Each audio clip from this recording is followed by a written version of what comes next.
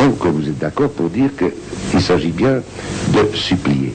Mais vous serez aussi d'accord, M. Le Grelle, pour dire que votre offre, vu sa date du 10 avril 1941, n'avait rien à voir avec une lutte quelconque contre le bolchevisme. C'est absolument parfait. La lutte contre le bolchevisme est venue comme complément. Dès le début, je vous l'ai expliqué il y a un instant, ma position était ceci, nous devons être des soldats pour discuter avec des soldats. Sans ça, nous ne valons rien.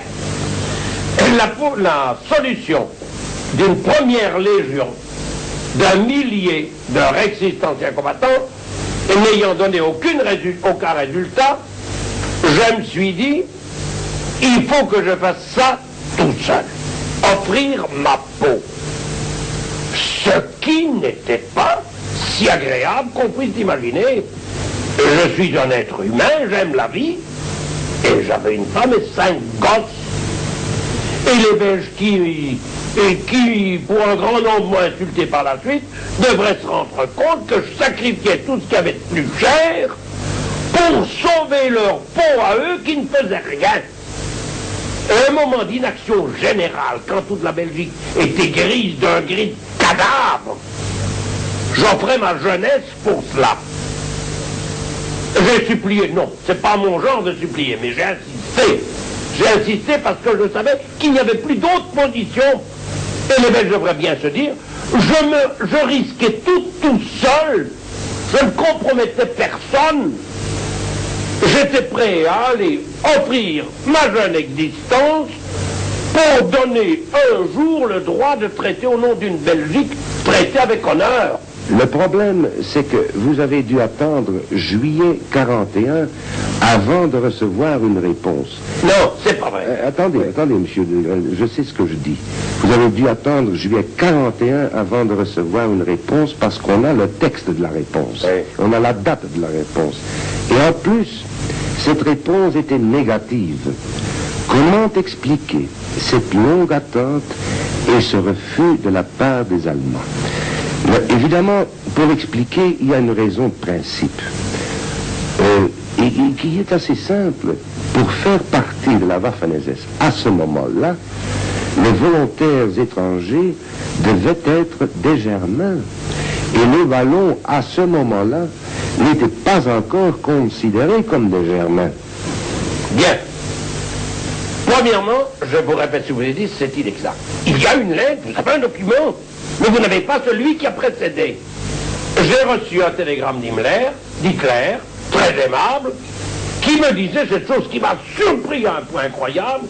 C'est pas possible que vous partiez comme soldat parce que vous êtes indispensable politiquement. Or, politiquement, je ne servais plus à rien. C'était bien la preuve que Hitler lui-même ne savait pas ce qui se tripotait en Belgique à cette époque.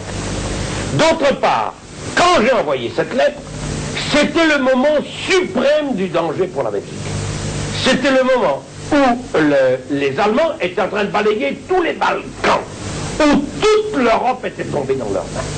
C'est pour ça que je voudrais vous demander ce que vous pensez de notre conclusion en ce qui concerne votre lettre à Hitler.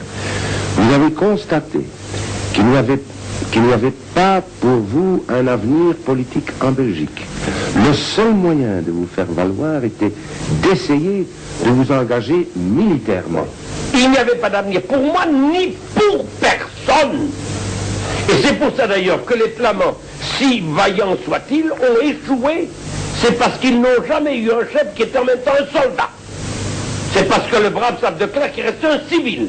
Et j'avais bien compris que là, tout était perdu si on restait là, sur ce plan qui était un plan qui ne valait plus. Dat belette niet dat De Grelle, om zich als politieke leider toch maar te doen erkennen, bij de vorming van de eenheidsbeweging in Vlaanderen ertoe bereid was onder druk van het militair bestuur Rijks-Vlaanderen aan het VNV af te staan. Grootmoedig deed De Grelle in zijn villa in de Drijf de Lorraine daarvan afstand.